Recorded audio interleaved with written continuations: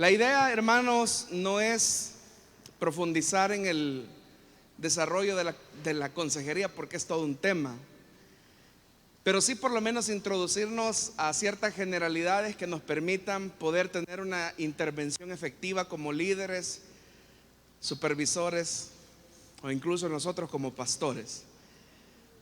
La cita que nos va a servir como base se encuentra en Primera de Timoteo, capítulo número 5, versículos del 1 al 2.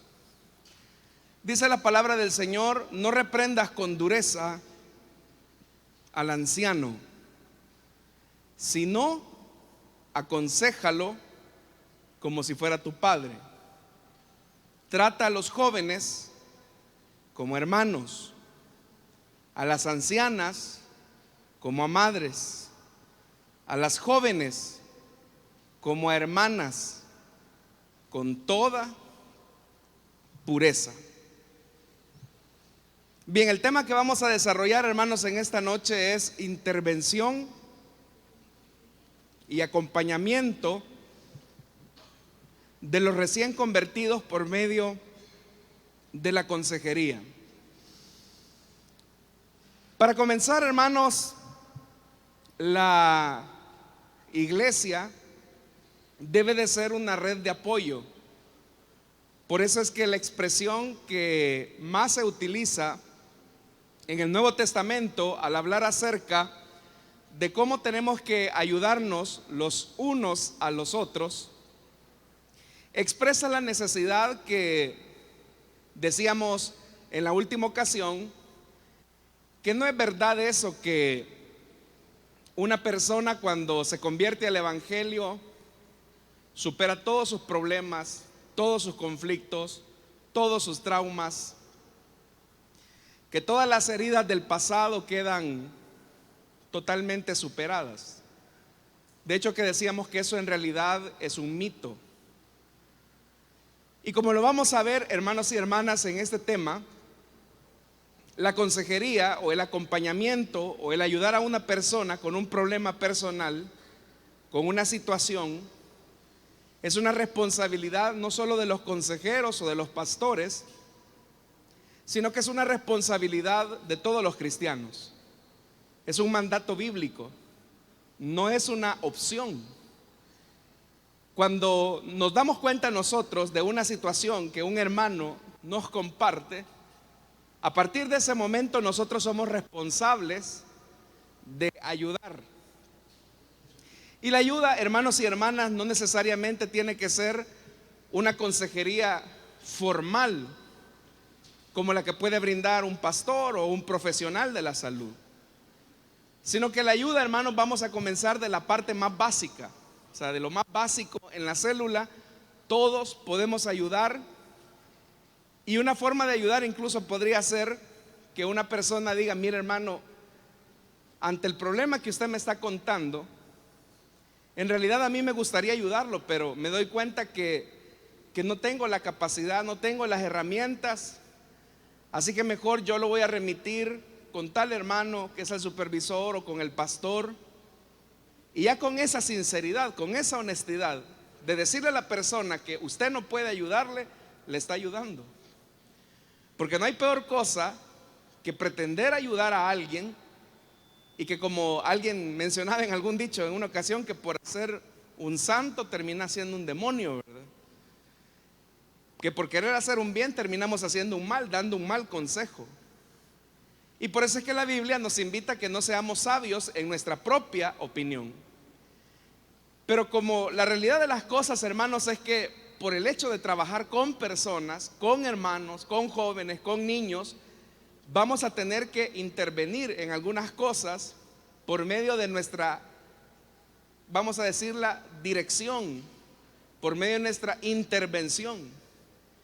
Y es importante que nosotros tengamos al menos un parámetro básico y bíblico para poder enfrentar las situaciones que los hermanos y las hermanas van a tener que vivir cuando nos presentan sus problemas.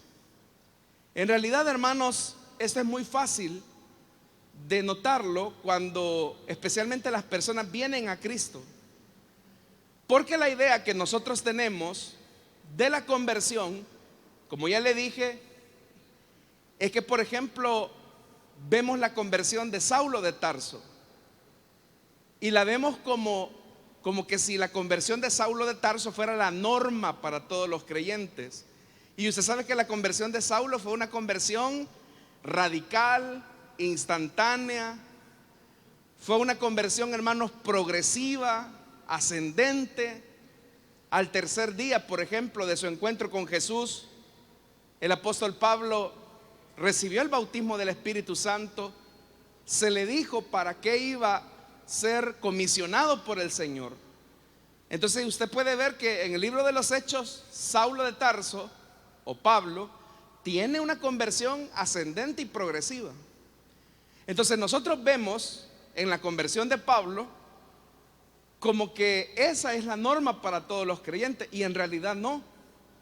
La conversión de Pablo es la excepción, no la norma. Lo que usted va a notar en el Nuevo Testamento es que todos iban teniendo, por decirlo de alguna manera, un crecimiento que muchas veces era lento. Hagámonos una pregunta, hermanos y hermanas. Pensemos en esto. ¿En qué momento ocurrió la conversión de Pedro? Le voy a poner algunos ejemplos escriturales para que usted me diga cuándo se convirtió Pedro. ¿Será que Pedro se convirtió en aquella ocasión cuando Jesús le dijo: voy a hacer de ti un pescador de hombres? ¿Será que Pedro se convirtió cuando él hizo la confesión, cuando Jesús preguntó quién era el Cristo y él dijo: tú eres el Hijo del Dios viviente, tú eres el Cristo, el Hijo del Dios viviente? Y Jesús le dijo: Pedro, eres bienaventurado, porque esto no te lo reveló carne ni sangre, sino mi Padre que está en los cielos. ¿Fue esa segunda ocasión cuando Pedro tuvo su conversión? ¿O fue su conversión, por ejemplo, hermanos, en el momento de la transfiguración, cuando Pedro quedó anonadado y dijo: de verdad que este es el Cristo? ¿O fue su conversión cuando, después de haberlo negado 3 veces, Jesús se le aparece a la orilla del lago de Galilea y Jesús le tiene que decir a Pedro: Pedro, ¿me amas? Y Pedro así un poco apesadumbrado: sí, Señor, tú sabes que te amo. ¿Fue ese el momento de la conversión de Pedro? ¿Ese otro momento? O pensemos más, hermanos. ¿Fue la conversión de Pedro cuando se le apareció aquella visión, estando él al mediodía en la azotea, que dice la Biblia que descendió un lienzo con toda clase de animales inmundos, y el Señor le dijo a Pedro: Pedro, mata y come? Y Pedro o sea, era la voz del Señor, era una visión. Y Pedro le dijo: no, le dijo, si yo nada inmundo he comido, nada inmundo ha entrado a mis labios, así que no. Y eso ocurrió 3 veces, dice la Biblia. Y con esa visión se estaba anticipando lo que iba a ocurrir después en la casa de Cornelio. ¿O fue la conversión de Pedro, hermanos, en aquella ocasión cuando en el libro o en la carta de los Gálatas dice la Biblia que Pablo reprendió duramente a Pedro? Porque vea lo que dice Pablo: porque Pedro era digno de condenar, porque mientras estaba con los judíos se comportaba como judío, pero cuando ellos no estaban se comportaba como gentil. Entonces, al ver, por ejemplo, todos esos casos, todos estos ejemplos bíblicos de Pedro, uno puede notar que, por ejemplo, lo que le pasó a Pablo no fue una norma, sino que fue la excepción. Pero que lo que le pasó a Pedro, es decir, esos altos, esos bajos que tuvo Pedro, en realidad esa es la norma. Entonces, no entender eso nos va a llevar, hermanos, a un punto donde no vamos a poder ayudar adecuadamente a las personas. Entonces, lo importante de esto es que entendamos la raíz de los problemas, porque los seres humanos somos complejos. En primer lugar, los problemas de los seres humanos son causados por 2 cosas. que son como hermanas gemelas. Los problemas de los seres humanos son causados por su voluntad, es decir, por la decisión, las malas decisiones que toma, y por su incapacidad de no poder romper un patrón de vida que es pecaminoso. Entonces, ¿cuál debe de ser el enfoque que la célula, el líder, el supervisor debe de hacer cuando una persona le dice: mire, hermano, yo he creído en Jesús, he creído en el evangelio, pero yo tengo un gran resentimiento hacia mi papá? O mira, hermano, fíjese que yo he creído en Jesús, pero tengo una gran tentación, una gran lucha con la marihuana. O mira, hermano, yo he creído en el Señor Jesús sinceramente, pero me doy cuenta que soy muy iracundo. Entonces, cuando las personas nos dicen ese tipo de cosas, porque suele ocurrir, uno tiene que enfocar la ayuda de manera adecuada. Porque si enfocamos la ayuda de manera adecuada, eso va a estimular el crecimiento de la persona, que lo que era un problema para la persona se puede convertir en una oportunidad de crecimiento. Y no solo eso, hermanos, siendo una oportunidad de crecimiento, eso le puede ayudar a otras personas. Y por eso es que la célula debe de ser una red de apoyo, una comunidad de apoyo, donde los unos a los otros aprendamos a llevar las cargas. Pero para entender esto, como les repito, es importante entender el problema.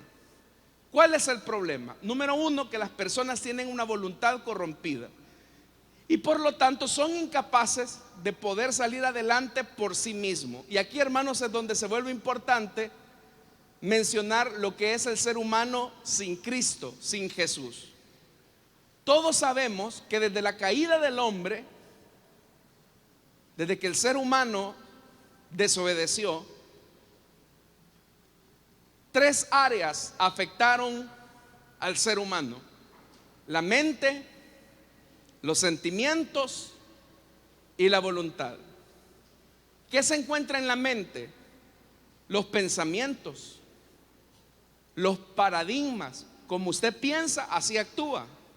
Sus prejuicios, sus sueños. No estoy hablando de los sueños que tienen en la noche, aunque aún esos sueños están afectados por el pecado, pero estoy hablando de los deseos a futuro. La mente está afectada por el pecado. Los sentimientos, hermanos, las emociones, las pasiones, los temperamentos, los deseos. Entonces, si está afectada la mente, si está afectado el sentimiento, si está afectado la voluntad, la gente tiene malos hábitos, tiene conductas tóxicas, tiene comportamientos inadecuados. Todo eso, es decir, la afectación de la mente, de los sentimientos, de la voluntad, es lo que nosotros llamamos depravación total. Y cuando hablamos de depravación total, usted escucha la palabra depravado, inmediatamente lo que se le viene es una persona retorcida de la mente. Inmediatamente lo que se le viene quizás es un depredador sexual. Pero en realidad, hermanos y hermanas, todos los seres humanos, incluidos usted y yo, nuestra naturaleza humana está en una condición de depravación.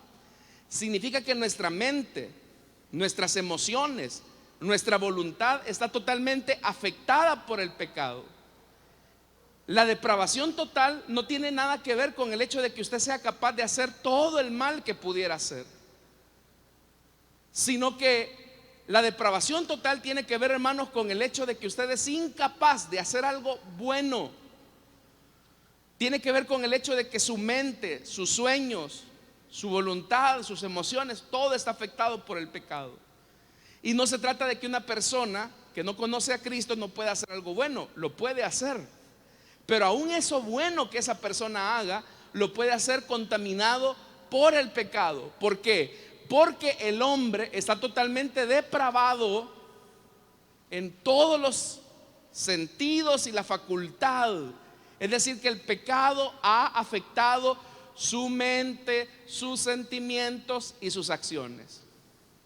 Entonces, cuando una persona recién convertida, o aún un creyente maduro, hermanos, o aún nosotros, vamos donde un hermano, vamos donde un pastor, vamos donde un consejero y le decimos: hermano, yo en realidad, mire, tengo tantos años de estar en el evangelio y yo quiero decirle algo, hermano, que yo tengo 10 años de estar en el evangelio, pero yo no logro superar este mal hábito. Ese mal hábito es el resultado de su naturaleza depravada, de su naturaleza corrompida, de su naturaleza caída. ¿Cómo se explica el hecho de que hay cristianos que tienen muchos años de estar en el evangelio y todavía tienen malos sentimientos?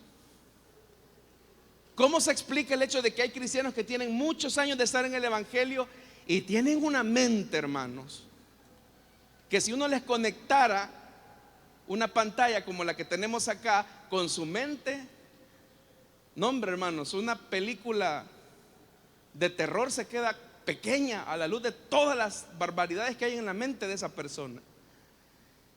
Entonces el problema es que la gente se frustra. Entonces dicen: no, el evangelio no es para mí, porque yo todavía sigo luchando con estos malos hábitos, sigo luchando con estos sentimientos, sigo luchando con estas emociones. Entonces la gente se desanima y dice, y especialmente cuando hay una comparación, yo cuando veo al hermano diácono y lo veo que va a servir y lo veo cómo adora al Señor, yo nunca voy a lograr ser como él. O yo cuando veo a la hermana diaconisa y veo cómo habla en lenguas, y yo me doy cuenta que mi lengua es una gran lengua mentirosa, yo jamás voy a lograr ser como ella. Y eso frustra a las personas o las lleva al otro punto, al otro extremo. O las frustra o las hace vivir en un mundo de hipocresía. Entonces, hermanos, ni lo uno ni lo otro, ni irse de la iglesia es la solución, ni tampoco desarrollar una conducta de hipocresía. ¿Cuál es la solución? La solución, hermanos, es lo que nosotros llamamos como santificación. ¿Y qué es el proceso de santificación? El proceso de santificación no es un proceso automático, sino que es un proceso que dura toda la vida. Entonces, hermanos, ¿cómo vamos a ayudar nosotros a una persona que de repente nos dice que tiene una lucha, que tiene una tentación? ¿Cómo le vamos a ayudar nosotros a un recién convertido o incluso a un hermano que ya tiene años de estar en la fe y que no logra superar un hábito, un mal hábito, un mal sentimiento, una mala conducta, una forma de pensar las cosas, hermanos, que demuestra a totalidad que no está en esta lucha? Bueno, en primer lugar, hermanos, una manera en que vamos a ayudar a la persona, o nos vamos a ayudar entre nosotros también, es que entendamos que la conversión no es el final del proceso de santificación, sino que es el inicio. La conversión es la línea de salida. Tenemos que quitarnos la idea de creer o de pensar que cuando venimos a Cristo todos nuestros problemas emocionales, nuestras heridas, nuestros malos hábitos, nuestro temperamento egoísta quedó resuelto. No, en la conversión apenas es la línea de salida para aprender. La conversión nos da el poder para aprender a vencer nuestras luchas. Entonces, pero una de las cosas que es importante enseñarle a las personas es que ningún cristiano es un modelo terminado de perfección. Acá, hermanos y hermanas, todos tenemos luchas, todos tenemos malos hábitos, todos tenemos cosas que debemos de mejorar. Acá, hermanos, honestamente, todos los que estamos acá, todos sin excepción, sin importar el privilegio, sin importar el tiempo que tengamos de estar acá, todos estamos en una lucha por vencer nuestros malos hábitos, por vencer nuestros malos sentimientos, por vencer nuestras malas costumbres. Solo un amén oigo, hermano. ¿Y los demás? ¿O habrá algún querubín por acá?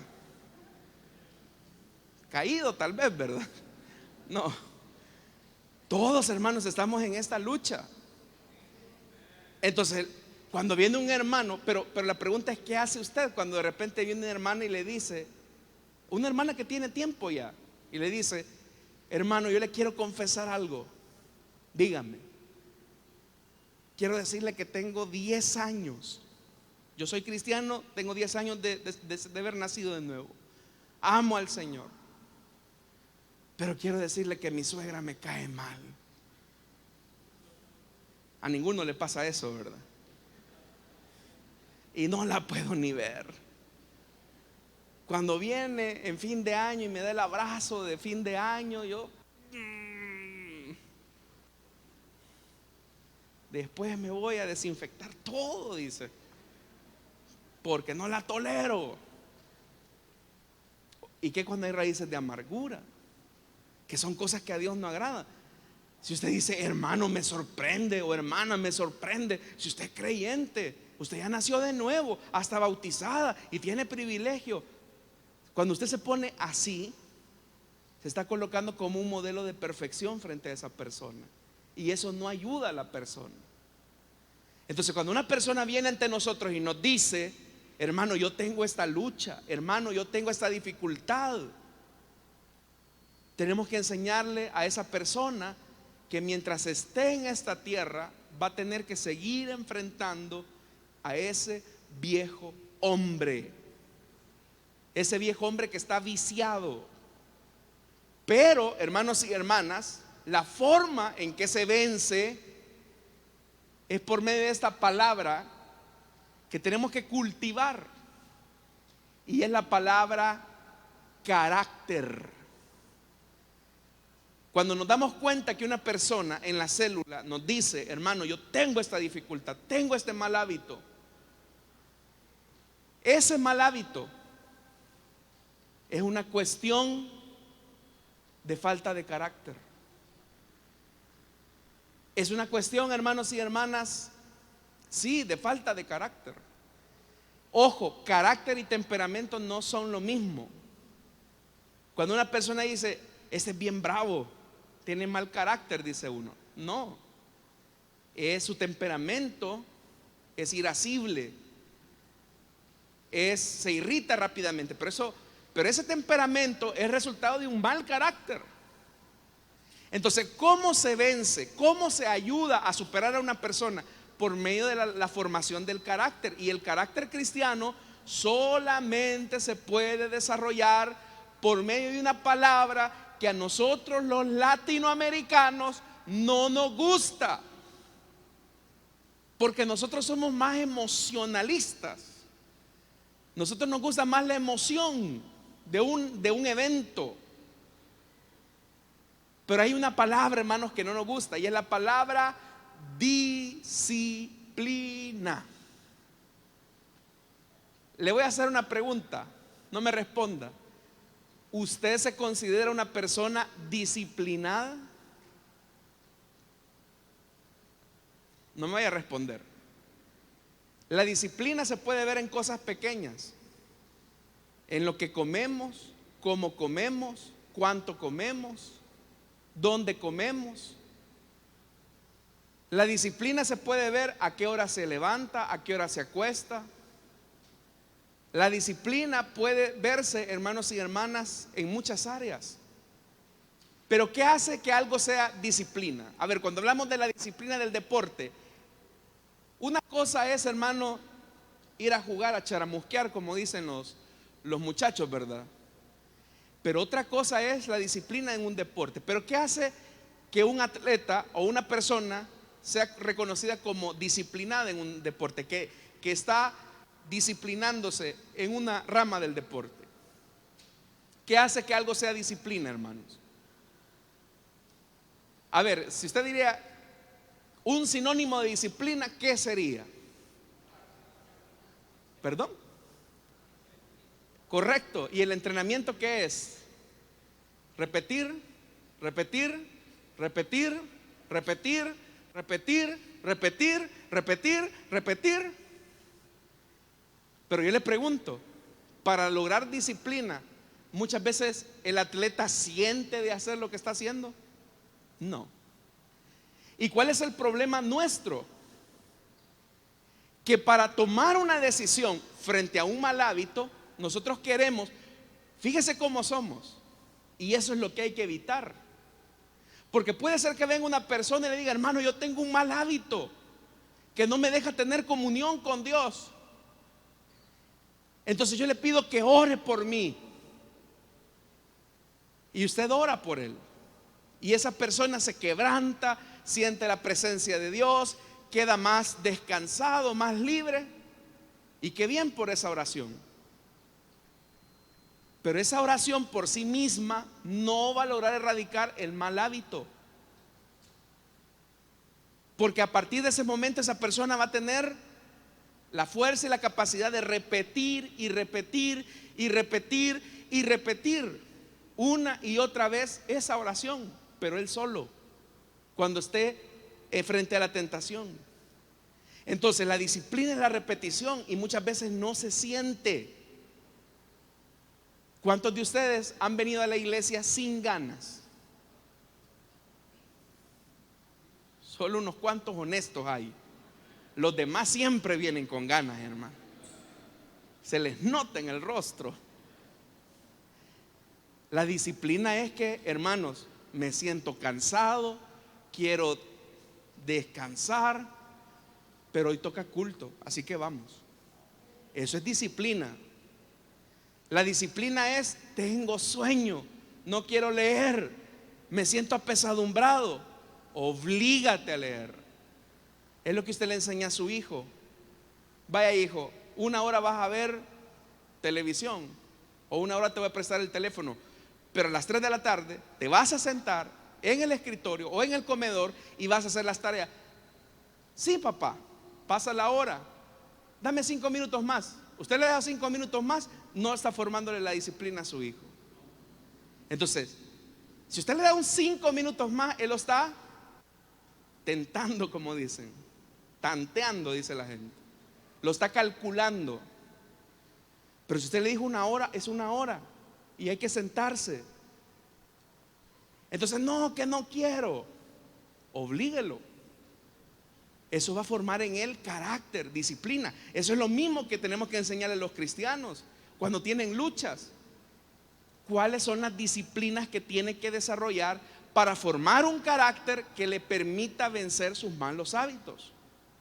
Y un tercer elemento, hermanos, que es importante, con el que quiero concluir esta enseñanza, es que usted le tiene que proveer confianza a la persona. Cuando le comparte sus luchas, sus anhelos, cuando le dice: hermano, yo cómo no quisiera ser como el hermano fulano, pero yo tengo esta situación que no me deja avanzar. Entonces usted necesita darle confianza. Y una forma en que le puede dar confianza es que usted sea amorosamente discreto. Que si una persona le dice a usted: mire, yo tengo esta lucha, no se preocupe, hermano. En realidad, todos tenemos algún tipo de lucha. Todos tenemos algún tipo de situación que tenemos que enfrentar, que tenemos que salir adelante. Pero no se preocupe, lo voy a llevar en oración. Pero hay un punto importante, que cuando las personas nos dan esa confianza, póngale que un sábado terminó la célula, ¿verdad? Y de repente usted ve a una hermana toda triste, y usted se acerca y le dice: mira, hermana fulanita, yo la noto muy callada, ¿le sucede algo? Ay, hermana, si supiera que quizás es la última vez que vengo a la célula. ¿Y eso? ¿Por qué se va a mudar? No, es que estoy teniendo muchas dificultades en esta y esta área. Y si usted tiene esta reacción, ya cerró. Y le dice: no le puedo creer. Ya la persona no se va a abrir con usted. O si usted le dice: ¿en serio? ¿Y qué le pasa? Y le comienza a decir, y quizá la persona comienza a llorar, pero solo que esa persona exprese lo que le está pasando, ya con eso, con que usted le preste sus oídos, le está ayudando.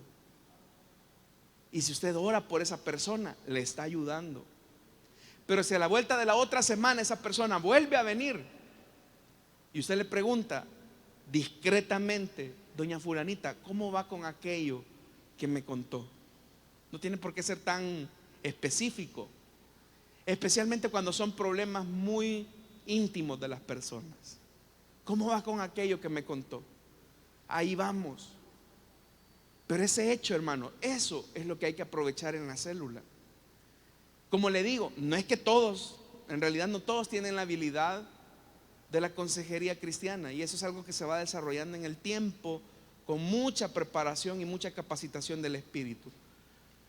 Pero usted lo puede lograr cuando usted entiende estos elementos, cuando usted ve en esa persona que está afectada emocionalmente, sentimentalmente y en sus acciones por el pecado. Ahora, quiero terminar con esto.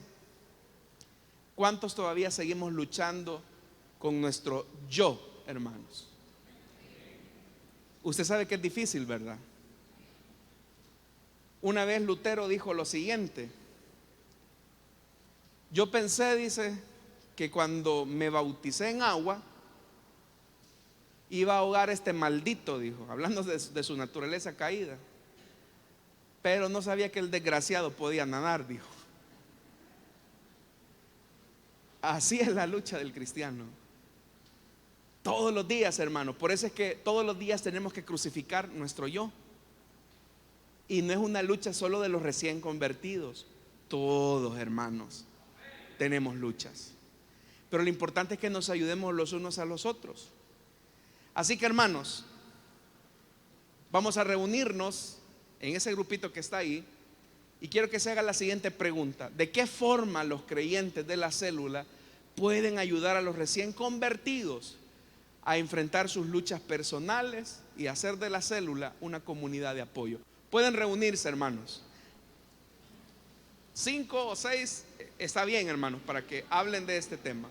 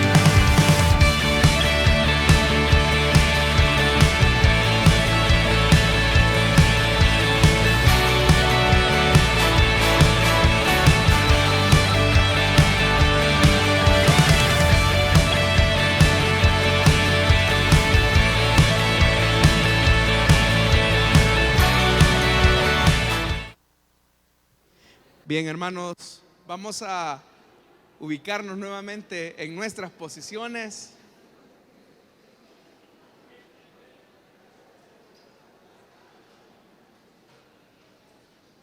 Vamos a orar, hermanos, por nuestras ofrendas y nuestros diezmos. Y vamos a pedirle a Dios que sea Él quien bendiga nuestras aportaciones. Voy a invitar a los hermanos diáconos y a las hermanas diaconisas que puedan pasar. Vamos a orar. Padre que estás en los cielos, esta noche queremos pedirte que nos lleves con bien hacia nuestros lugares de destino, pero no sin antes, Señor, queremos ser parte de tu obra. Queremos, Señor amado, ser parte del esfuerzo que la iglesia hace acá en la tierra, y eso lo hacemos por medio de las ofrendas y de nuestros diezmos.